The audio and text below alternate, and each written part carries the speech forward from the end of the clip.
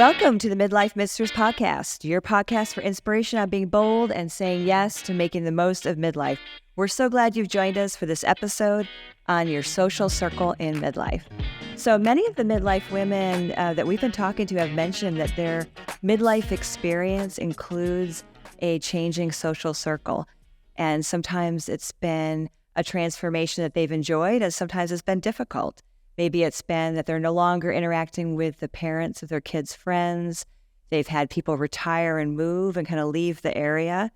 Or sometimes they've outgrown the friendships. Midlife brings new ways of looking at things, and so they've changed. So we're going to do a little bit of introductions in a moment, and then we're going to start to talk about what this means and also discuss how you can build and expand your social circle in midlife and offer some practical ideas to our listeners. So again, welcome. I'll kick things off with our introductions. I'm Michelle. I'm Carmen. I'm Leslie Ann. I'm Marla. And I'm Marianne. All right, so let's kick things off with how our social circle has changed. Anybody willing to share a little bit about their thoughts about their social circle at this point in midlife? Well, I can say mine has definitely shrunk because my kids were athletes. And for many years, I spent a lot of time sitting on various baseball diamonds and in the stands at basketball games with the same group of parents. And, after the kids graduated, some of those parents I've remained in contact with, but a lot I haven't. We just don't have any other reason for our paths to cross. And I went through the same thing as well in sports, parents of other children going through school. Though I always kept another core of friends. I'm very lucky. I'm one of 4 siblings, one of 3 girls.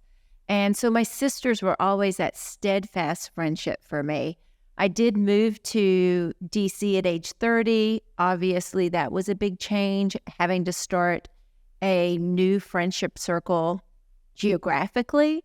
Though I am a true believer that you can have friendships and not have to have daily conversation or daily togetherness.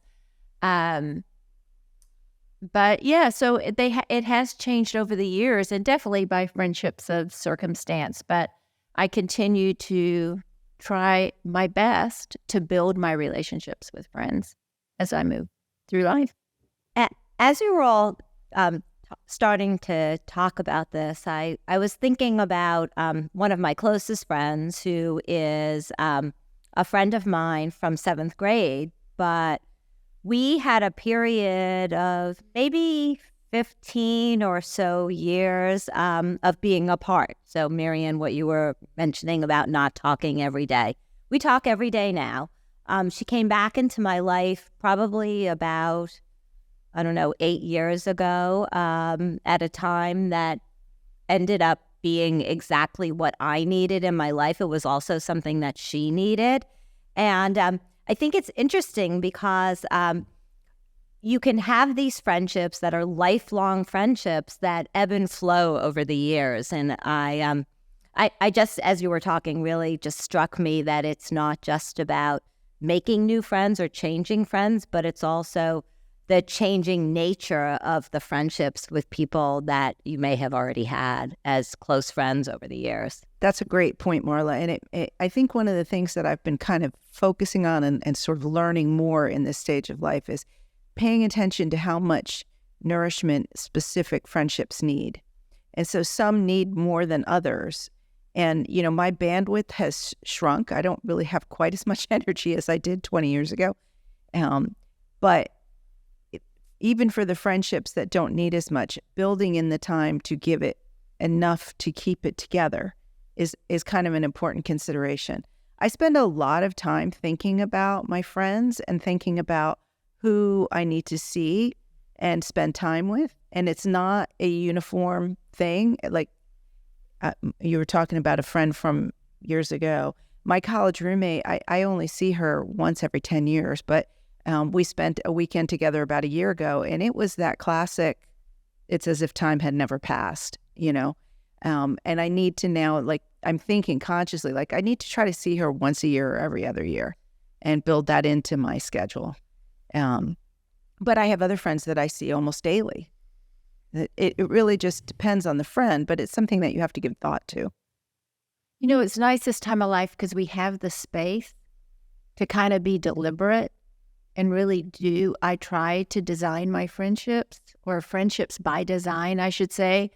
But we do, like you said, now you can look for those relationships that nurture. And I like to have relationships that nurture my energy. So I have energy to nurture others as well. And when you're raising kids and you have a career, yes, you have friends, but you don't have the time to be so deliberate in spending time with them and building those connections even better. I mean, all of you sitting here at the table have been in my life for a long time. And circumstance brought that originally, but then I do believe it has been by design. Like, you guys are awesome and you feed my soul. And that's why we're all sitting here today. And hopefully I can give something back to all of you as well. And I just think once we get past a lot of the chaos of career and raising children, this is a gift. It's a gift of time, and it's a gift to be able to just slow down and really nurture what's important in life. So I have a question for y'all, because I know not everybody listening is a mother, but all 5 of us are. And all of us have had careers as well, which made our time very, very limited. And my younger child is going to college, and I'm kind of wondering, like, who of these people am I still going to be friends with after he goes to college? And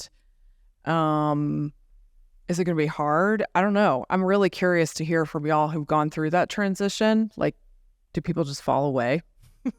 And how do you find new ones? Yeah, I think they do fall away. I had an interesting situation where I had a close friend, and we shared a passion for interior design, and then she became a grandparent, and really the focus of her life changed. And I think she made a selective choice to reshape her friend circle. And so I wasn't a part of that new friend circle, but then it expanded by having college friends who had so much more time because, their kids were up and out. So, it is interesting how it does change. And I think I think you have to be able to go with the flow of those changes, because feelings can get hurt too with friendships. I mean, I think that's something we have to think about as well. I think those true lifetime friends can never be lost. They may be in and out of your life, but they're never lost.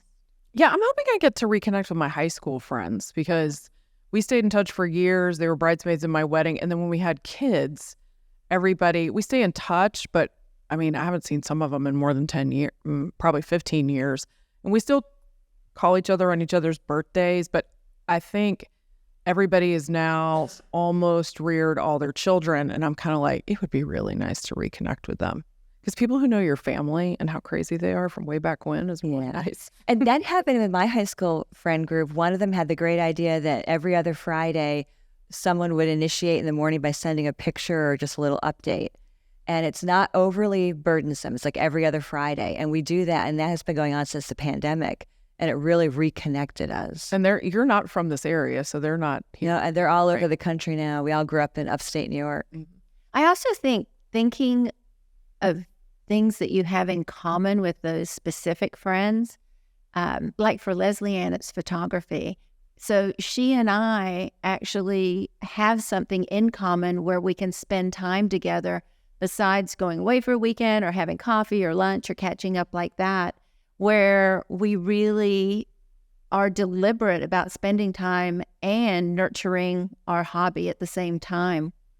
So I think that would be helpful too, Carmen, finding those things that carry you forward where you have an interest like of somebody else's. And I'm thinking of one of our guests. The two of you do a lot of volunteer work and work in the community. Yeah. And that's another way to be able to bond and see your friends. I need a lifting partner, but women that are in their early 50s don't lift. So I need like a 35-year-old who's going to go lift with me. Right now it's my 18-year-old son, but he's going to college. I can lift, but not what you do. Well, we can do it together. I think I saw her in the bathroom earlier.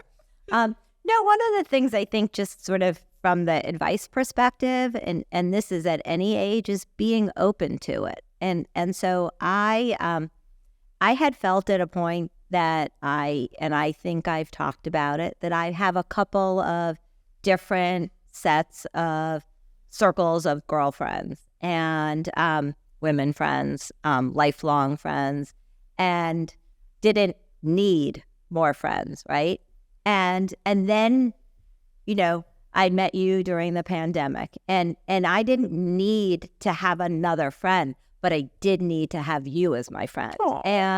And the same thing has happened. Marianne, you've known everybody for longer than I have, but through you, we've built new friendships that have been fulfilling and fueling. And I think it's that notion of being open and allowing your life to continue to expand by opportunities for people to come into your life. And so some of it really is being open and saying, okay, you know what? I really like this person. I'm going to make the time to nurture that friendship into something that will be really meaningful for both of us. And I think I would be open to having a 35-year-old friend. That would be I do have a friend who's 10 years younger than I am. Yeah. Challenge being, of course, she's rearing children right now and she has a full-time job. So she's busy. So with her, what I've said is I love her kids. And I'm not like that about all kids, believe me. So I love her kids. And I've said, you know, Katie, if you need a hand from time to time, I'm happy to like take them. Marianne did that with my daughter a lot. And that was hugely helpful to me when I was younger, like other grown-ups that are, you know, so I'll continue to do that with her because I like her and I like her kids. And it was, So I can't lift with you, Carmen, but I did say I would take can. hip hop dance. oh yeah, we're going to do We got to hip-hop do that. together. We got to do that. Which is a good way, a comment to transition into my next. And Marianne and I are going to water ski together. Oh, there you go. I could do that too. Okay. So, you know, I said a minute ago that I think there's more time to sort of nurture friendships the way and figure out which one each needs. But one thing that has always been a stumbling block for me with friendships, and it's something that I have kind of, I think, grown into as I've gotten older. I used to really feel bad when people didn't invite me to do things. I want it to be invited. And I have learned that it's better to be the inviter.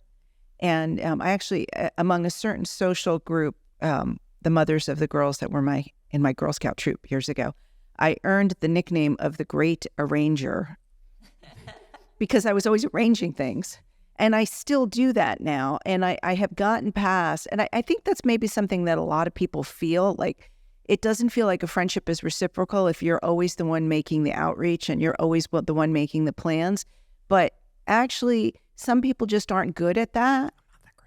Well, and if you have the energy and the effort and you want to build the friendship, then be the one that lays it out there, make the plans. And so I think that has actually, especially now, once a lot of the easy friendships, like sitting at the baseball field and sitting in the bleachers, once those all kind of evaporated and it really required more thought, being the person that will step out and make the plans has been actually great. You know, that I just love that for so many reasons. But one of it tying into the age piece of it is the self-confidence, right? To be able to say, okay, you know what? If somebody's not inviting me, it isn't because they don't like me. It may be because they're not the arranger, right? And I know for me, with being separated and then divorced, I needed to fill my time. I needed to make sure I had things to do. So I made plans.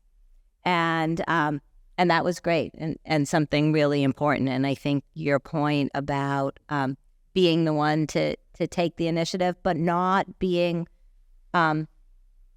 focused on what it means, but focus instead on how you want to spend your time is a huge sort of change in perspective that I really do believe comes out of that security in ourselves.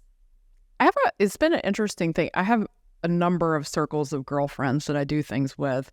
Some that are former work friends, my college roommates, y'all. I've got like a few of those groups. One of the things that's going to be really interesting, my husband's very introverted. And so a lot of the friendships that I cultivated were single women or divorced women because he didn't like to do a lot of couples stuff. Or other women whose husbands also didn't really like to do a lot of couples stuff, which was totally fine. And he really would like occupy himself with the kids and work or whatever. Well, now that's changing. And all of a sudden he's like kind of interested in doing social stuff, or he's home alone and he doesn't really like it that much. And I'm kind of like, well, go make some friends. Which is not the nicest thing to say, but I'm happy to include him in things, and I want to have more couple friends, and I want to do all that. But I'm also kind of like, I still want to keep my friends and do what I was doing before. I feel like over the years too, with friendships, we are different as a friend to others. Yeah. And as we mature and become a little more wise, I think that we really key into what's important in friendships. And I feel like I can just show up, be as genuine, just be myself. And maybe I wouldn't have done that with a 25-year-old friend or a 30-year-old friend. But we know at this age where we've all been, where we've all come from, what our struggles have been. We can be vulnerable to each other. And I just think we have a lot of wisdom about what women need in friendships that maybe we didn't have before. I love, and I talked about this before, is the collaboration piece. There's no competition, not looking at somebody and saying, okay, they spend more time with their kids, or they got their kids doing this, this, and this, and I don't, or whatever it might be. It's just truly taking a person for where they are and what you know about them and what you love about them and what you can give back. And I love that in my 50s of having that understanding about friendship.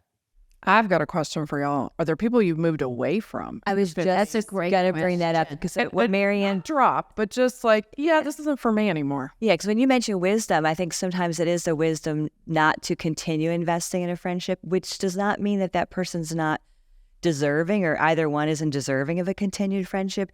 It's just you're not meeting needs that each of you have. And it's okay to celebrate that, yeah, that was a great 12-year friendship. And it just doesn't have a foundation to continue, and that's okay. And it doesn't have to be a bad feeling. It is what it is, right? Yeah. Well, I have let people go, and I'm sure people have let me go.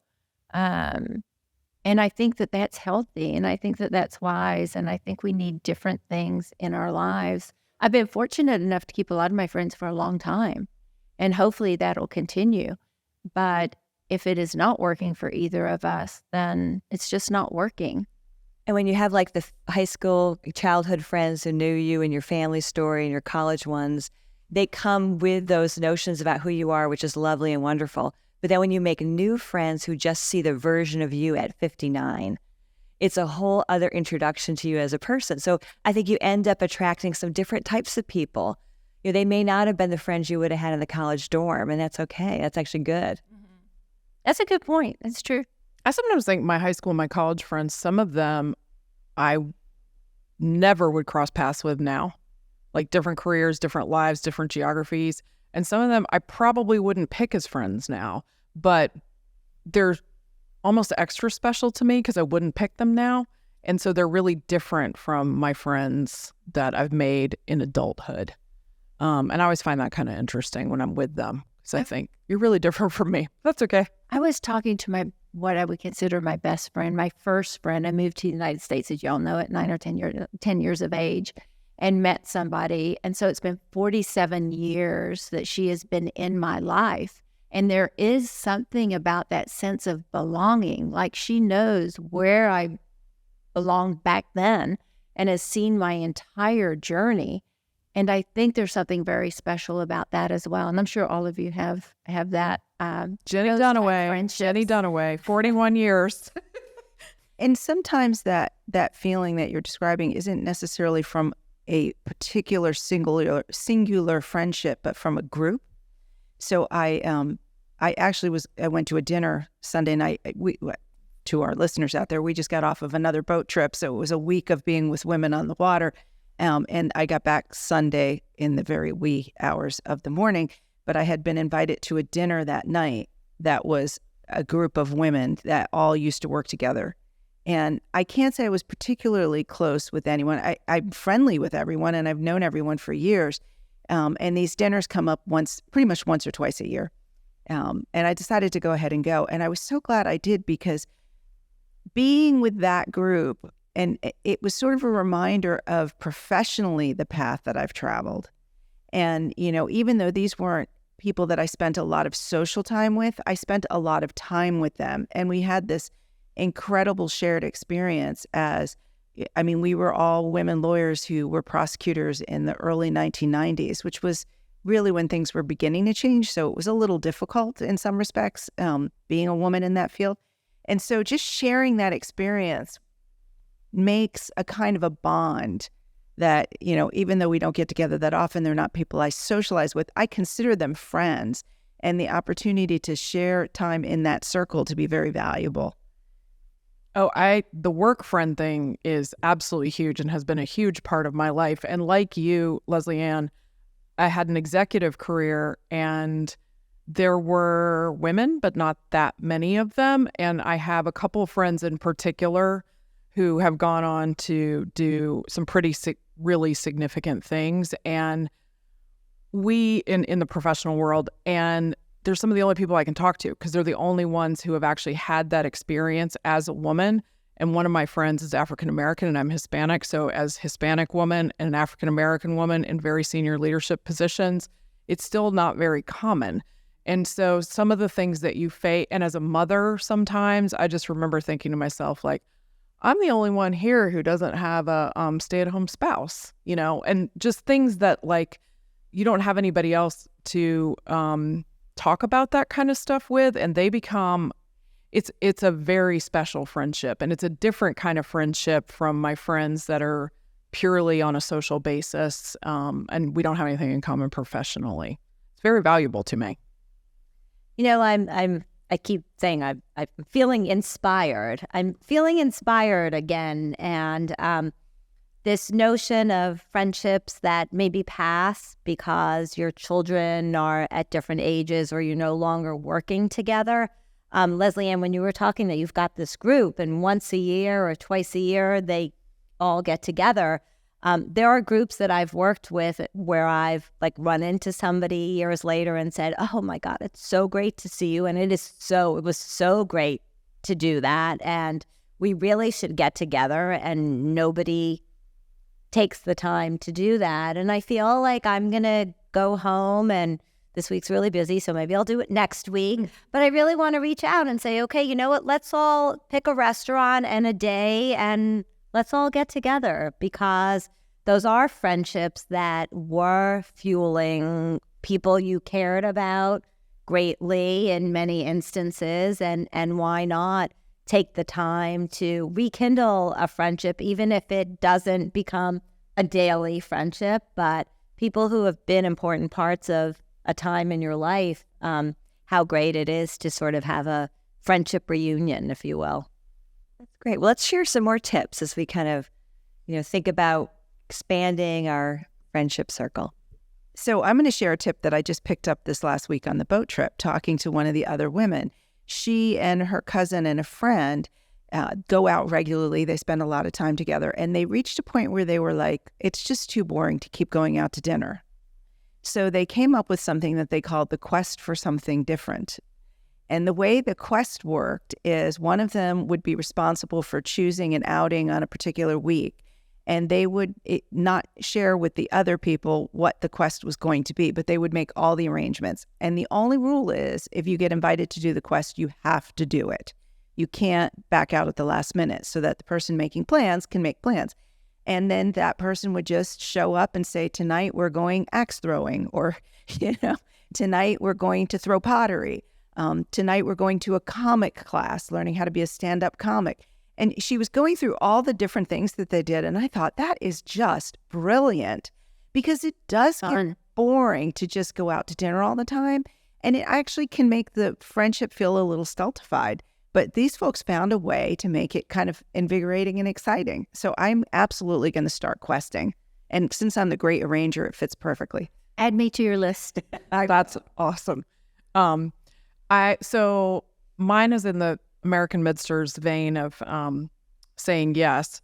So Michelle and Marianne already heard this on the way over, but I was quasi-supervising beach week for my 18-year-old and his 12 friends with some other families down in the Outer Banks.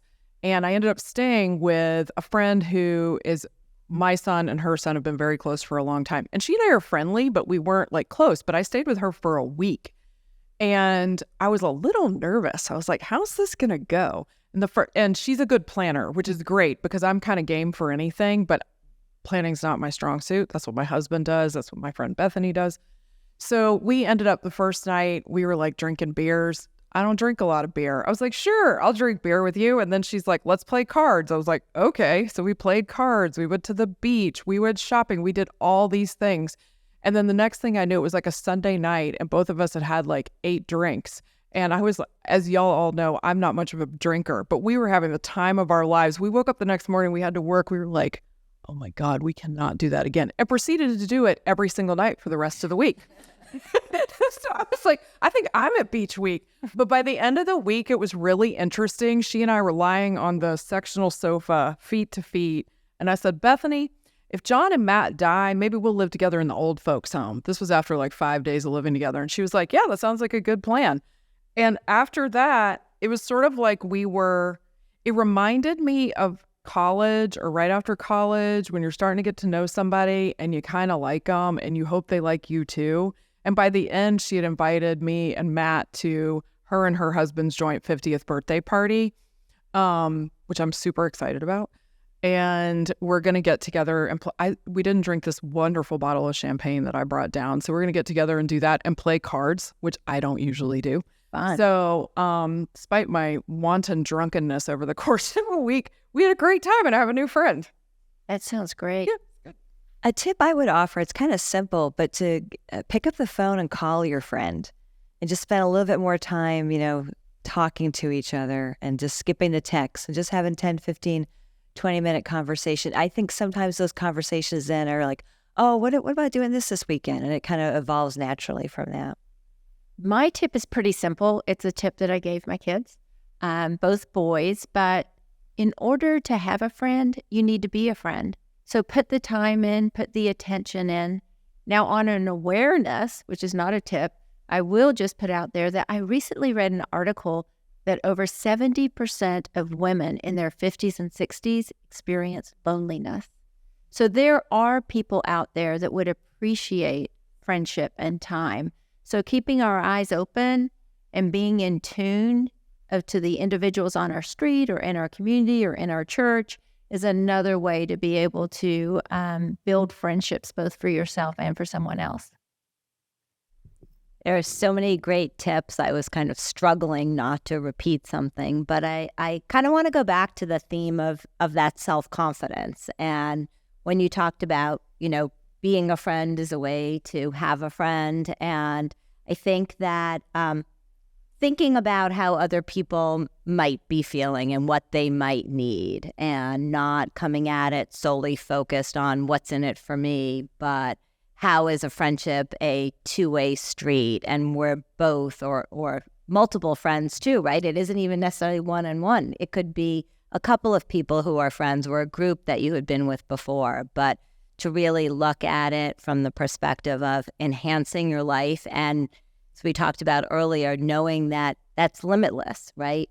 There don't have to be constraints on how many friends you have, how you choose to show up for them, how often you see them. But the more people that feed your soul and different aspects of your soul, the more fulfilled and your life will be.